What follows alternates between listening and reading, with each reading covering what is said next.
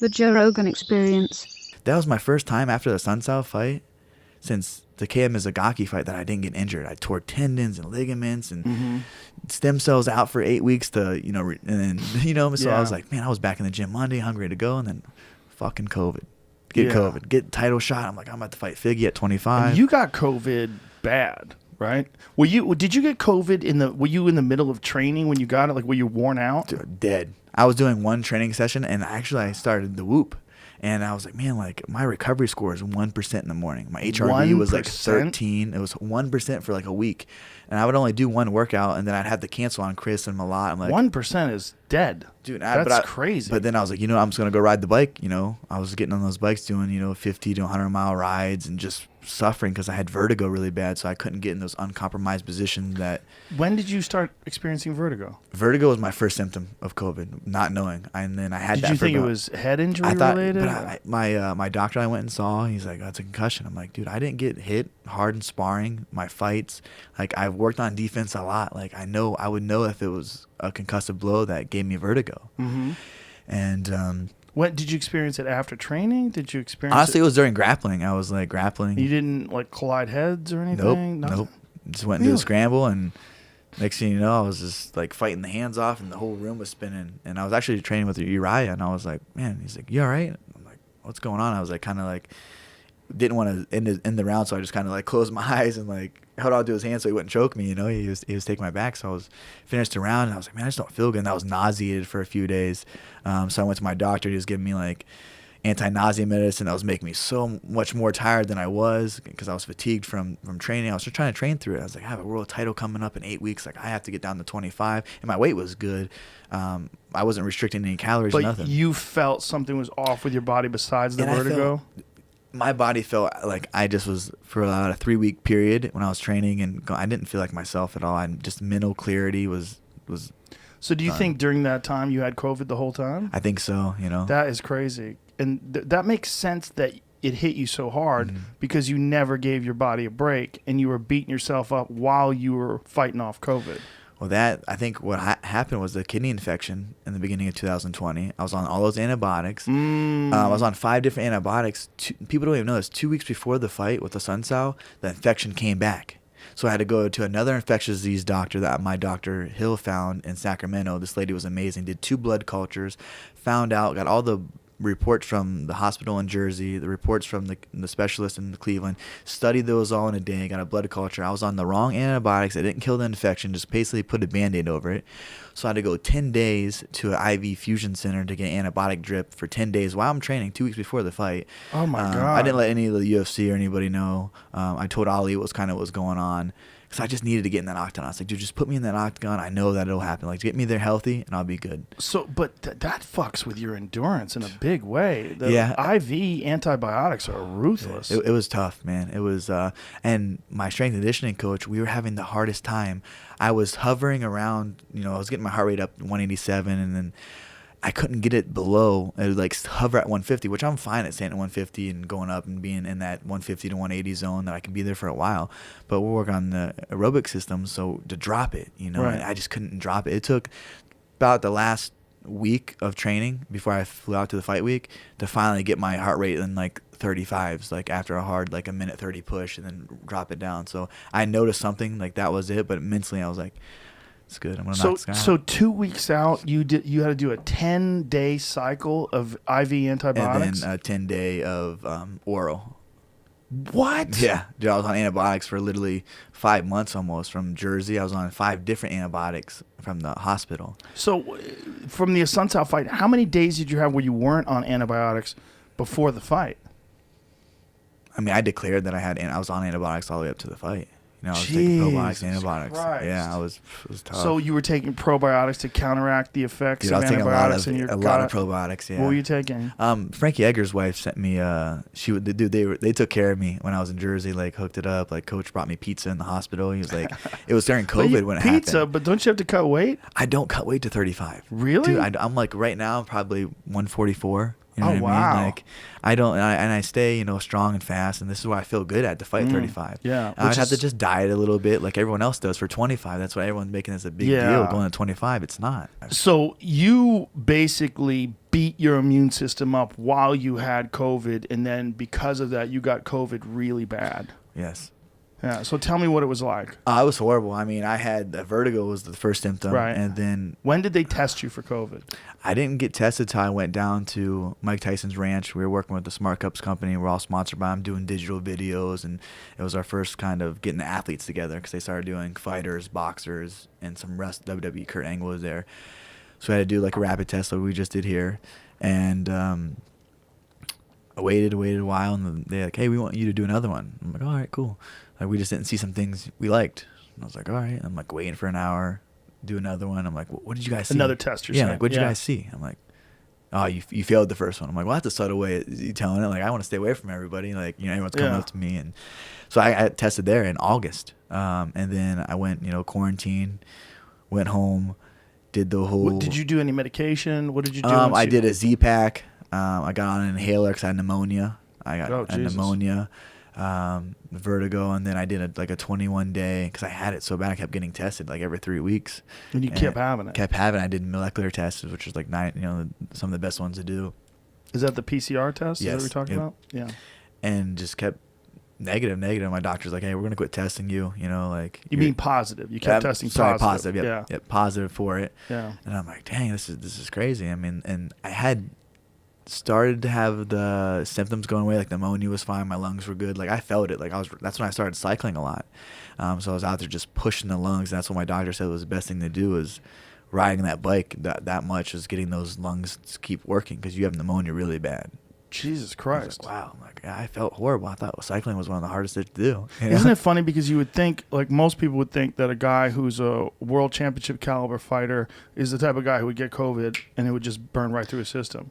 But because you were training while you had it and beating yourself up, it just got deep into you. Deep. I mean, it took over my body. But I think, honestly, from the kidney infection being on the antibiotic, my immune system was so weak. How much time was there between the kidney infection, the antibiotics, and then getting COVID? Dude, I literally got out of the hospital, and I texted Dana, like, hey, I heard you did a press conference about having to fight.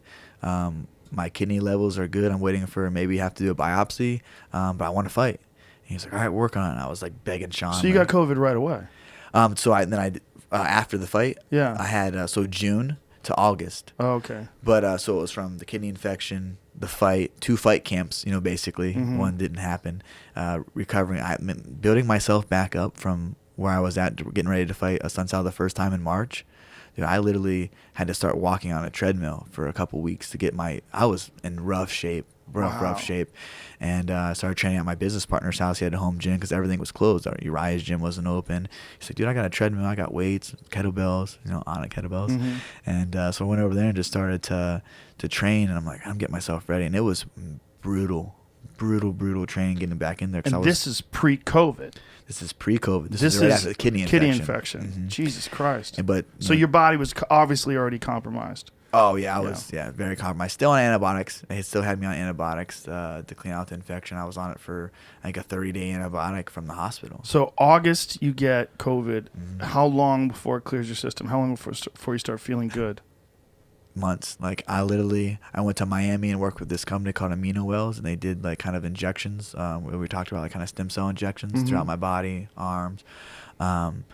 And I kind of started feeling a lot better at like the week after. Then I did a month on the injections with the 3 milliliters a week, and I felt really good. Body felt good. Clarity went away. I actually had to go to Arizona, the Mayo Clinic. Dana thought I had Meniere's disease, so I went and saw his doctor that did his surgery. They gave him a shot in his ears. Did all these testings, hearing test. Where they Did you have ringing in your ears? I had ringing bad in my left ear, and there's I have a loss of hearing in this ear, and they don't know why. I think maybe because this is my lead. And you get hit in the left ear I a get lot. hit. That's all I can say. I'm like, I don't remember. I haven't shot a gun without anything like that. Trying to just figure out why it's ringing. It makes like this popping noise. Oh. and I was just getting so like dizzy I couldn't even do anything. So that took all probably these tests. contributed to the vertigo for sure, right? They said it wasn't Usually it's ear things. that Yeah, give they you said like crystals. I had vertigo before. I worked with UPMC. I was out for a whole year. At my pro debut, broke my hand, had vertigo from crystals being out of the air. Went to the UPMC. crystals. Crystals, yeah, it was an irregular tube that was throwing my equilibrium off, which basically is positional vertigo. A Oh. lot of that's the most common one. You know, a lot of people just they can sneeze wrong or do something, sleep Mhm. wrong on their neck, and they have vertigo. And there's a maneuver you do to put it back, but it wasn't positional vertigo. It was just literally COVID had me so messed up. So your body was so compromised from the antibiotics, the kidney Mhm. infection, a second kidney infection. So you were just basically getting your health back, which is crazy that you beat a Sun Tzu in that state. Yeah, I was Because rough. you had to be clearly compromised. There's no way you could have been 100% if you went through that much antibiotics before that fight. But I think that goes back to my mental state where I was at. I knew that I needed to get in that octagon and change this around. I was not living Yeah. life like this. I was tired of living on a 3-fight skid. I was ready to just get back in there. And when like for me, like we talked about earlier with the TJ fights, I don't have to go in there and be angry and upset and want to rip this head or hate this guy. I have hatred for this guy. It's a flip the switch. Like when you have it in you or you don't. You know, Yeah. and that's been bred in me. I've have it. So I just needed to get in there. I was like not taking no for an answer. I mean, my coaches and stuff like, oh, we don't know if you're going to make it, And Coach Mark had to call him because we basically I would film my pad work and my sparring rounds and send it to Coach on WhatsApp. And then he would break everything down, do more of this, do less of that, looking good, looking fast on the, your left toe counter off, things like that. So we did virtually, camp through there. So then when he came out, I just kept working the codes to keep working your codes, keep working and make sure you're doing under 9, things like that. And then when we came to fight week, it was just. So talk me through you got COVID tested in August at the Tyson show. You knew that you had it. When are you free of it? Like, this is the first test that I passed since. Really? Yes. Today? My doctor quit testing me. February. Yeah. Jesus. You see how excited I was? I was Yes. pumping everywhere. I'm like, dude, I'm free. I'm free of it. It was literally, a couple months of having it, testing it, to where my doctor was like, I'm not going to send out any more tests because there were 72-hour return ones. And every time you did it, you had it. every time I did it, I And had this it. is for months. Tested my son. He didn't have it. I mean, Your wife didn't get it? She ended up getting it, but it wasn't as severe. It was a couple months ago that she got it. 2 months ago, her and her twin got it, and it was kind of they were sick, but not like what I had. Like I was just Yeah, well, you're a perfect example of, obviously you're a super healthy guy and an elite athlete, but when you put yourself through training camp, there's only one way to get in shape. You got to beat yourself up. Yeah. There's no other way around it. It's true. Yeah. And when you are so tough that you push through, even though you had COVID, and you let that shit get deep into your system, there's a lesson in there for people, because there's tough. Tough's important. You don't get where you get without being tough. But there's also you gotta be able to take a step back and go, it's not wise to push sometimes.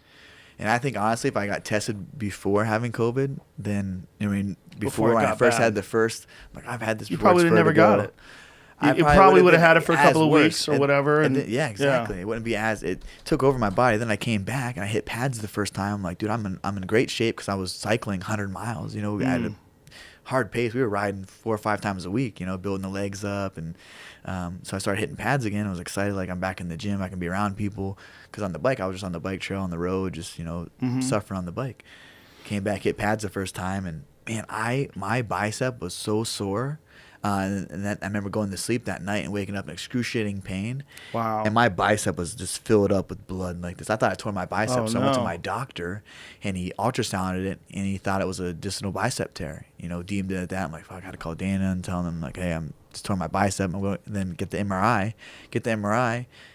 Nothing's torn. It was a guy. Then I had to go get an urgent ultrasound. I tore my vein in half, and it ripped in half. Oh, wow. And then I had 3 blood clots. So I was immediately, they started injecting me with blood thinners. I've been on blood thinners for, since,